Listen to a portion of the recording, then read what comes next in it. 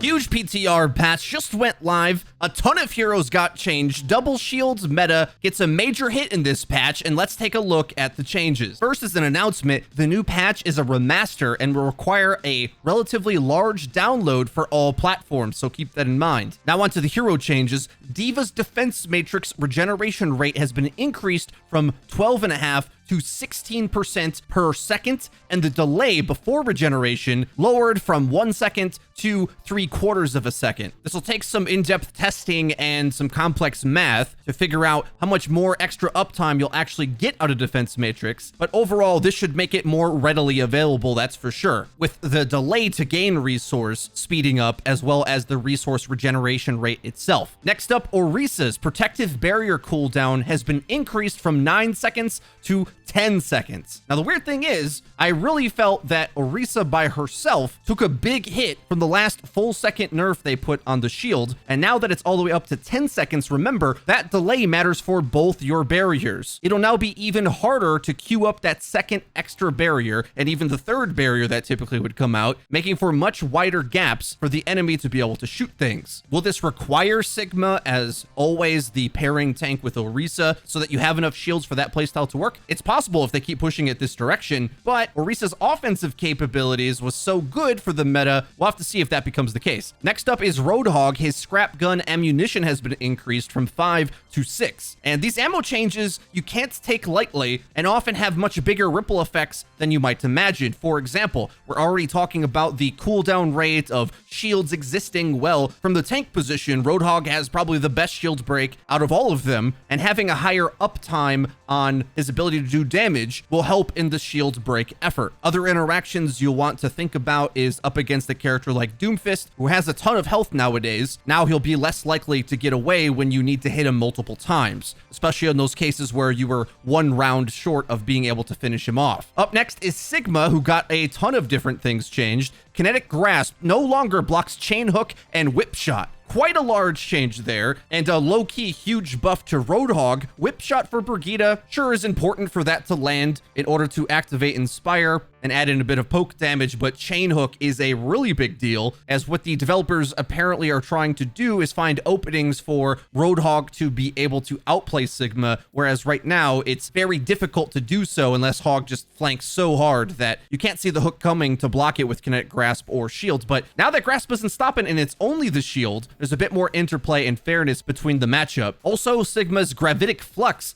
high gravity effect duration has been reduced from 1.2 to 0.9 seconds. Now, I assume that means when he lifts you up in the air, how long do you stay there? Keep in mind, this will give you less time to react with sound barrier, but most of the time, this is going to be a nerf to the ultimate, as you'll have less time to focus fire vulnerable targets in the sky before they fall down. Still an incredible ultimate, though. Another nerf, experimental barrier regeneration rate has been reduced from 175 to 150 per second, and it now has a 1 second cooldown after recalling the barrier. A lot of people asked for this. Just like Defense Matrix, where there's a bit of a delay in your ability to fluidly put it in and out, there's at least a 1 second delay for you to be able to exploit him once he places the shield before he can have it available again. However, they did take the initial 0.2 second cast time away, which was kind of awkward to play with anyway. You can instantly put it out now, but once it's out, in order to recall it and put it out again, there's a full delay there, which is certainly going to raise the skill ceiling of the character. Winston, my boy, got a buff. Barrier projector duration has been increased from 6 seconds to 9, and the health of the barrier goes up by 700. I find that Winston has a lot of interplay with Sigma already. He dances around him, zones out all of his abilities. Winston's problem really is that Reaper and Doomfist and Mei are just so good at pointing at his direction and destroying him. So I'm not so sure this is enough to really make Winston better. However, with how important barriers are to the meta, having Winston's bubble be stronger might be a bit more intense than you may think, seeing that he can place it exactly where he needs it. It'll take some testing to see if the reliability of those dive tanks are playable up against the superpowered double barrier bunker tanks, who have some of the strongest cooldowns in the game, which they still have. In this patch, halt, accretion, all the damage, all of that is still incredibly strong, but it's the survivability that is kind of getting transferred a bit from the bunker to dive playstyle. Will it be enough? Only time will tell. But now onto the support changes. Batiste's Immortality Field health has been decreased from 250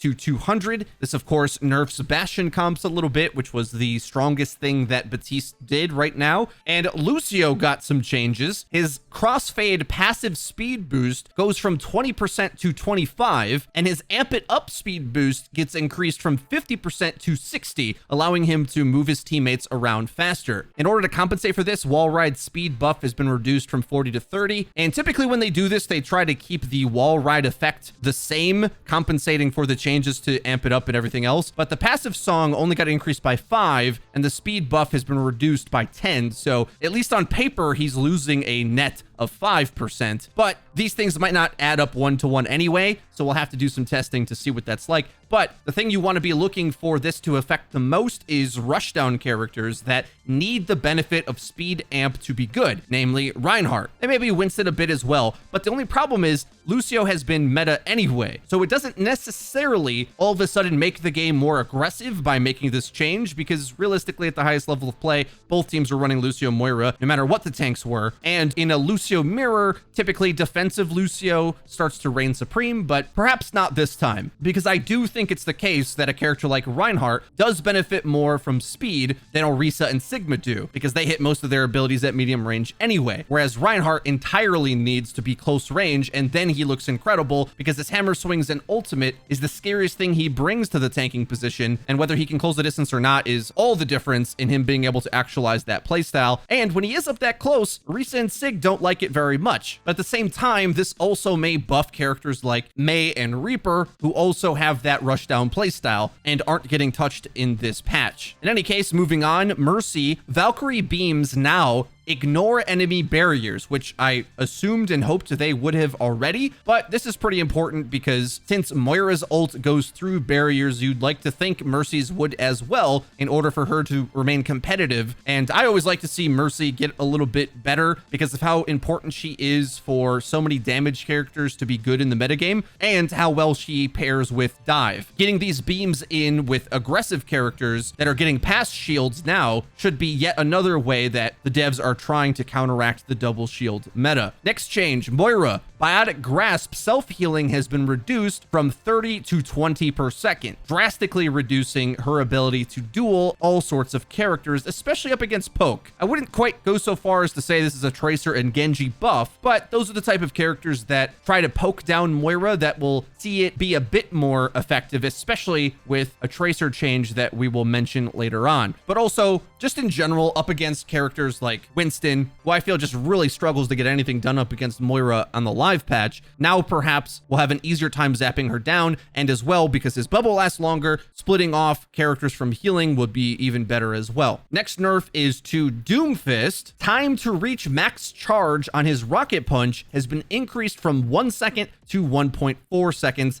and his passive shielding that he gets from hitting his abilities has been reduced from 35 to 30. Both of these are incredibly important changes, I would say. The rocket punch one may be a bit too far, but the shields one definitely I can agree with, because there were so many times where he just barely gets away, even when playing overly aggro. However, as common with Doomfist, he may very well just be dead in the water if he can't conduct that playstyle. It's sort of a hit or miss thing, and most of the problems with Doomfist is that other DPS couldn't emulate the amount of value he could get. Yes, it is incredibly obnoxious, but he also saw large benefits from the meta as it was, and in fact, you might say that his rocket punch taking this much of a punch, I was going to say hit, but it was just too easy, could in fact buff the double barrier Sigma Orisa comp, because Doom was one of the few things that could get kills past barriers. Doomfist's strength is typically on an on or off switch, and I'm not so sure where this lands him. Next change is to Sombra, where Translocator had its cooldown increased from 4 seconds to 6 seconds,